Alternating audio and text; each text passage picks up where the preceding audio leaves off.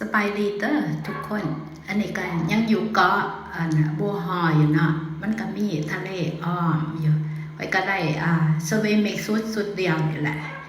ตอนออกมาต่างประเทศเนาะ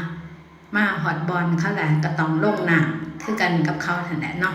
ปกติเฮากับบ่ปานใดหรอกกับน้ำหักมักมาถ่ายเอาวิวเอาหยังซื่อๆก็ลงไปแดนนี่ผิวข่อยก็เป็นเทนน่ะเด้บ่ต้องไปทาครีมกับเทนน่ะเด้เดี๋ยวนี้นะ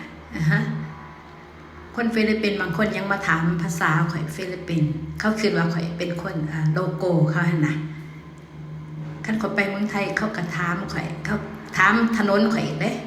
คิดว่าข่อยเป็นคนพื้นบ้านคนไทยคนหยังหั่นน่ะเพราะว่าอยู่นี่อากาศมันร้อนเนาะบ่ต้องไปทาครีมเทนหยังมันก็เทนเองหั่นน่ะ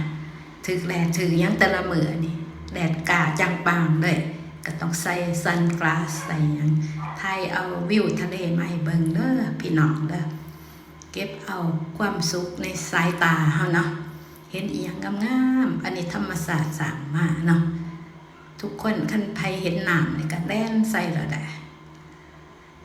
น้ำทะเลแนมไปสุดสายตาก็บ่เห็นเฮือนเห็นอีหยังเด้อยู่ฝากนั้นคันแม่นน้ำคลองนี่มันเห็นเฮือนเนาะเบิ่งเฮือกกับปั่นเขาก้อยกระทายอ้อมๆฝากนั่นแน่ฝากนี่แน่มาให้เบิ่งเด้อพี่น้องเด้อเอา